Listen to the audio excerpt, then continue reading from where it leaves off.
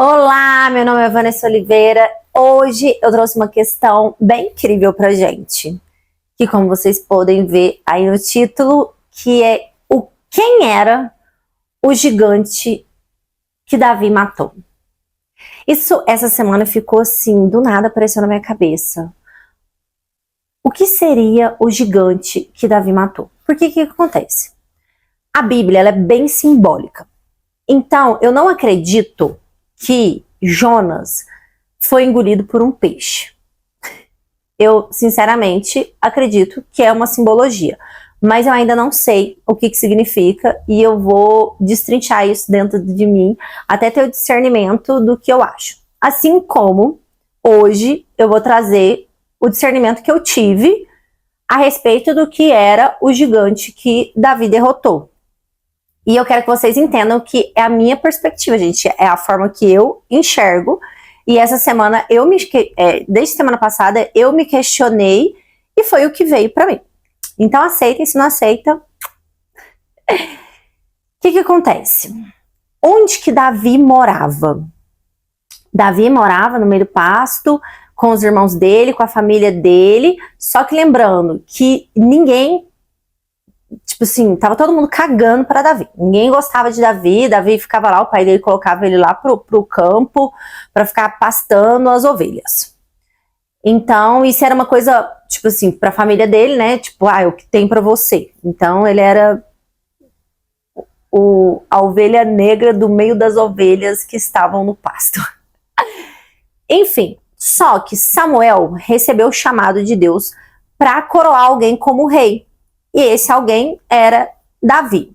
E ele foi saindo para a vila para procurar, né, esse rapaz, e foi na casa de José, que é o pai de Davi, procurar. Só que chegou lá, ele viu todos aqueles rapazes fortes e tudo, e falou assim, não é nenhum deles. E aí ele falou assim, o senhor não tem mais nenhum filho? O pai disse que não tinha. Os meninos também falaram que não, deve ser um de nós, ó, somos fortes, não sei o quê, por quê? Porque eles achavam que para ser rei tinha que ser forte e tal, E Davi, ele era bem feinho, bem franzininho. Eu tô explicando porque muita gente não conhece a história. E ficava jogado por ali. Então, assim, ele era o filho bastardo. Eu não lembro se ele era o mais novo, não sei. Enfim. Aí, Samuel falou, não, é aqui a casa e tem mais alguém. E aí, só sei que aí lembraram, assim, lá no fundo que existia Davi.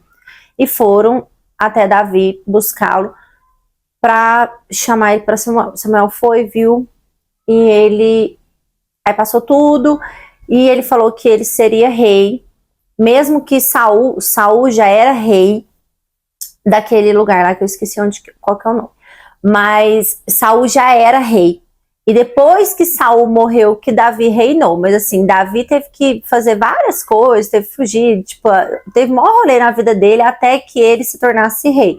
Mas assim, ele já tinha sido ungido, ele já sabia que ele era rei, acreditando ou não, na verdade, né? Nem sei se ele realmente acreditou.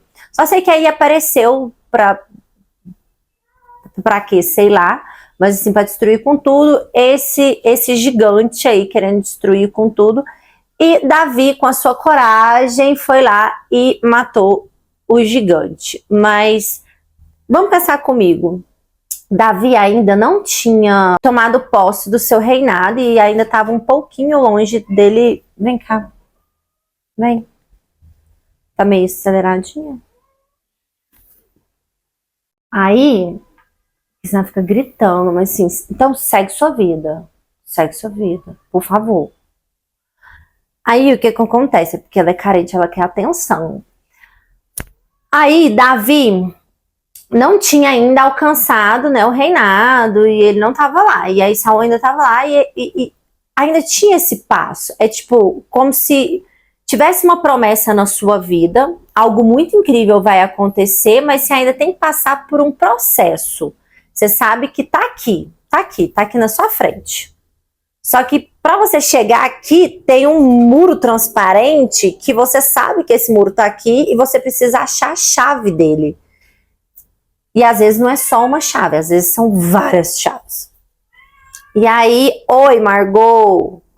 Aí, ele conseguiu, eu tenho um pouquinho de TDAH, eu acho, aí toda hora que ela me dá hiperfoco nela.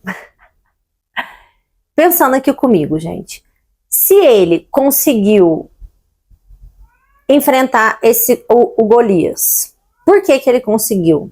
Porque algo dentro dele impulsionava ele para pegar essa chave e girar. E que chave que era essa? Que Golias que era esse? Olhando para trás, vendo de onde Davi saiu, ele era, sabe, diminuído por todos. Entre os familiares dele, ele era o mais franzininho, então ele era o mais fraquinho, ele era o mais feinho, ele era o único que servia, né, para cuidar das ovelhas. Então, se a gente parar para pensar, ele era uma vítima. E ele pode ter abraçado essa ideia de vítima. E hoje em dia, a quantidade de pessoas que não alcançam as suas bênçãos por conta do vitimismo, porque eu já contei para vocês aqui, ou em outro vídeo, não sei, que o elo que faz a conexão entre o nosso corpo e a nossa alma são as nossas emoções, é o que a gente sente. Então, dependendo do que você pensa, você cria um sentimento. Então, se a pessoa vê que a família dela tá tratando ela desse jeito, fazendo com que ela se sinta pobrezinho, coitado, ai, ninguém gosta de mim, a pessoa sente o quê? Sente vergonha, sente tristeza, e aí vem o quê? Vem o vitimismo, a pessoa se sente vítima, então eu viro um coitado. Então, como que uma pessoa que se torna vítima, uma pessoa que se sente envergonhado, consegue atingir uma realeza? Como que ele vai ser rei se ele se sente um coitadinho? Então, o que eu parei para pensar sobre essa história da Bíblia de Davi e de Golias foi que ele precisou encarar de frente tudo isso que ele passou e criar coragem. Então, quando você sai da culpa, você cria coragem. Quando você sai do medo, você cria coragem. Quando você sai do ódio, da raiva, da tristeza, do vitimismo, você vai para a coragem. Porque a partir da coragem vem a aceitação, vem a plenitude, você aceita que, sabe, a família dele é daquele jeito, as coisas são daquele jeito, mas que ele precisa ter coragem, porque é a partir da coragem que a vida dele vai mudar completamente, que ele vai alcançar a tão sonhada realeza dele. Então, não sei se esse vídeo ficou grande, ficou curto, mas nós temos várias chavinhas para derrubar esse muro, esse véu que fica aqui tampando a gente. Quando eu falo das camadas da cebola, a gente precisa de uma chave para abrir cada uma delas, que são essas películas. Davi não derrotou um gigante só, ele derrotou vários gigantes durante a vida dele, e depois que Saul morreu, passou um tempinho, ele morreu e ele pegou a realeza, mas foi bem rápido. Então, o que está te impedindo de ser rei? O que está te impedindo de ser rainha? Alguma coisa que você não está querendo enxergar, que você está apegado. As pessoas que mais são fracassadas na vida são as pessoas que têm vergonha, os envergonhados, e as pessoas que se sentem vítima. A culpa é do outro, a culpa é de fulano de eu ser assim. Quando você abraça o seu BO e aceita que é isso que você tem, e você consegue fazer outra coisa a partir do que você tem, é isso que você tem?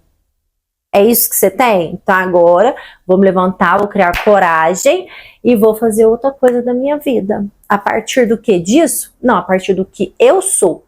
Porque isso não interfere. Tipo, a família dele, desprezar ele ter nascido num lugar assim, nada a ver. Tipo, nunca, em hipótese alguma, alguém ia imaginar que sairia um rei de dentro daquela casa. Mas você já veio com algo predestinado na sua vida, você tem uma alma. Quem cuida da sua vida é a sua alma. Então, quando a gente fala que o destino já está traçado, não é por você que fica cheio de mágoa, cheio de culpa, cheio de raiva, cheio de medo, de se sentindo uma vítima da sociedade, da sua família, etc. Por isso você não vai para frente. Por isso. Agora, quando você deixa a sua alma, o seu espírito, que já fez vários rolês aí, ó, no mundo, no universo, que tem experiência, sabe aonde te levar, o que você tem que fazer, você começa a limpar essas camadas de você, esses véus, pegando chavinha por chavinha, abrindo todos esses cadeados e tirando todas essas camadas, e você chega a um ponto que a sua alma toma conta da direção do rolê, entendeu? E aí você virou um rei. Espero que vocês tenham gostado desse vídeo e lembrando que essa é a minha percepção. É a minha percepção e eu vou ver se eu arrumo um discernimento. Eu vou ler sobre o Jonas dentro da barriga do peixe. Vamos achar. Eu vou achar a minha, se você achar a sua, vai ser incrível também. Beijo.